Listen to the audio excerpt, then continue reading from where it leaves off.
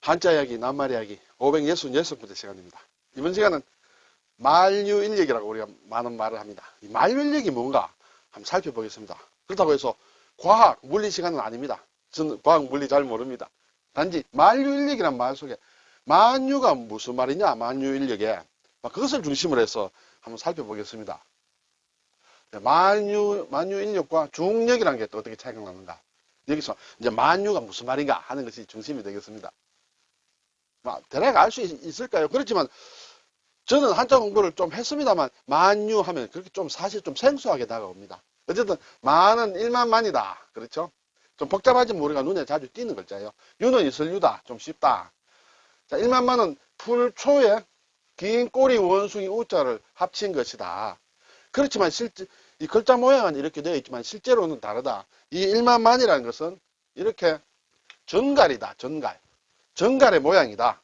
전갈의 모양을 만든 글자가 1만으로 뜻으로 쓰인다. 왜냐하면 전갈은 난 태생인데 알로 낳지만 알이 어미 속에서 부화가 돼가지고 이렇게 이제 새끼로 나오는 그런 것인데 알과 새끼를 많이 낳는 모양입니다. 그래서 이제 뭐라도 많다라는 숫자로 이제 쓰인다. 이렇게 되겠죠. 자, 그리고 유는 있다는 뜻이에요. 이것은 손의 모양이죠. 네, 손이 이런 모양의 손인데 이것이 이렇게 펴져서 이렇게 됐을 뿐이에요. 자, 손에 뭘 가지고 있다? 고기를 가지고 있다. 손에 고기를 들고 있는 모양이 있을 유다. 고기 정도는 가지고 있어야 있다 할 수 있는 모양입니다. 그래서 만유, 예. 만유인력이라는 것에 만유라는 것은 우주에 존재하는 모든 것을 얘기한다. 우리가 만물이다.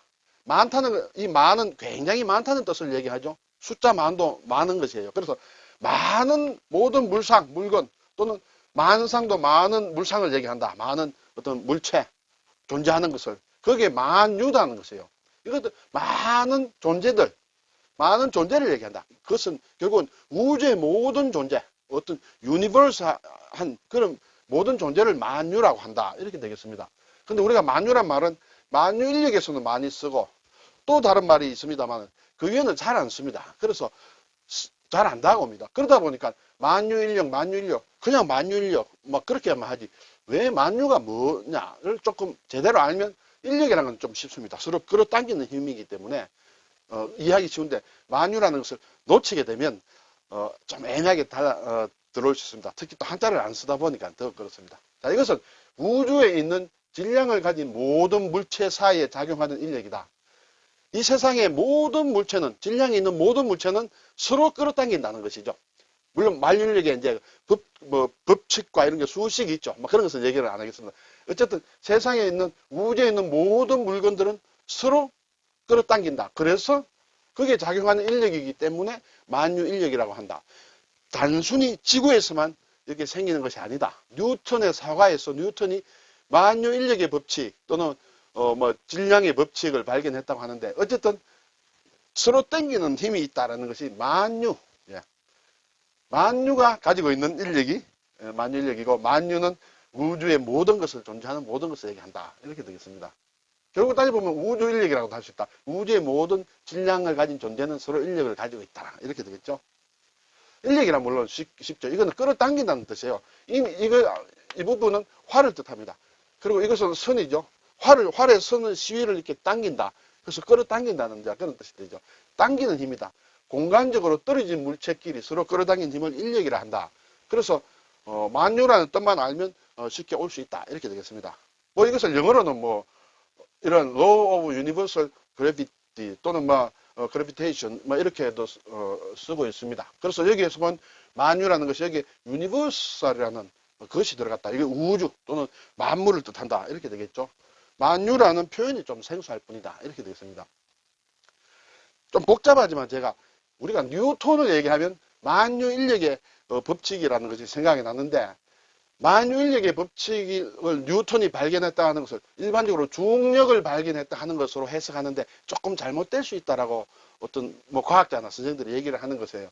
사과가 툭 떨어지니까 중력이 작용해서 했다. 그래서 뉴턴이 중력의 법칙을 발견했다 하는데 사실은 왜 그러냐 하면 뉴턴이 사과를 떨어지는 것을 보고 발견했기 때문에 중력이라고 한다. 실제로 그렇지만은 뉴턴이 발견한 것은 사과에 작용하는 중력을 발견한 게 아니라 사과에 작용하는 힘, 사과와 이 대지, 지구의 대지 사이에 작용하는 힘이라는 게 우리 지구상의 물건뿐만 아니라 해와 달, 모든 전체의 모든 것이 달과 행성에도 서로 작용하는 것이 아닌가 하는 데까지 발상을 했다. 그게 상당히 중요하다. 더 중요한 사실이라는 것을 얘기를 강조를 하더라고요. 그래서 지상에서 물체가 지면 지구의 중심으로 끌리는 외부 힘의 작동이 있지 않습니까? 그 중력이죠. 그것은 사실은 뉴턴이 발견한 게 아니라 뉴턴 시대에는 이미 이해하고 있었다는 것이죠. 갈릴레오라든지 이런 사람들의 과학자들의 어떤 그것으로 이미 그 중력이라는 것은 지구에서는 중력이 작용한다는 것을 알고 있었다.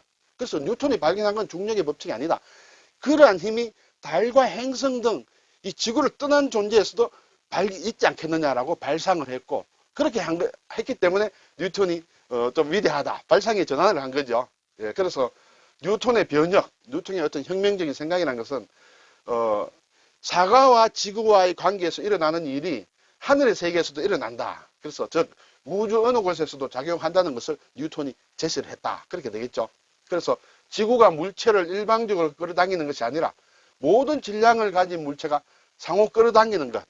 사과와 지구처럼. 네. 그리고 그것이 또 전체도 또한 질량을 가진 물체의 하나이기 때문에 서로 끌어당긴다. 그래서 만유라는 것이 나오죠. 우주라는 것이 나옵니다. 만유에는 이 세상의 모든 물건뿐만 아니라 우주의 모든 물건을 다 포함하는 만유인력의 법칙이라는 표현이 나왔다.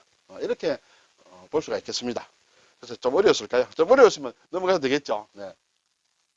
자, 그리고 이제 제가 이 사전을 정리를 또 해보니까 만유의 주라는 얘기가 나옵니다.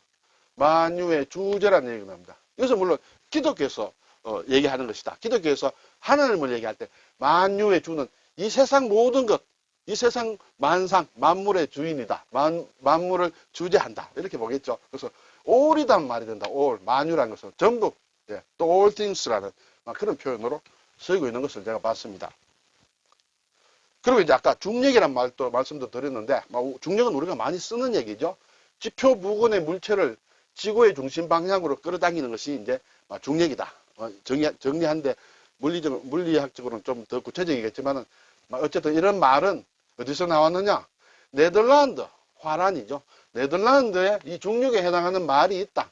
이것을 일본 사람들이 이렇게 번역을 했다는 것이죠. 여기에는 무게라는 뜻과 힘이라는 뜻의 나말이 합쳐진 것이 네덜란드 말인데, 이것을 무거울 중, 힘력에서 중력이란 말로 번역해서 우리도 쓰고 있다. 이렇게 되겠습니다. 일본 사람들이 이 친구들이 열심히 번역해 놓은 걸 좀 쓰고 있습니다. 조금 이런 면에서는 조금 빚이 있다 볼 수 있습니다. 언젠가 빚을 갚을 날이 오겠죠. 되갚을 날이. 자, 오늘 만유인력, 네. 만유의 뜻에 좀 어렵지 않습니다. 표현이 어려울 뿐이지 만물이다. 예. 만물인력이라고 하는 게 오히려 좋지 않겠나 생각도 듭니다. 만유의 주제라는 것도 있다. 중력이라는 그런 낱말도 번역된 낱말이다. 이렇게 말씀드리겠습니다. 수고하셨습니다.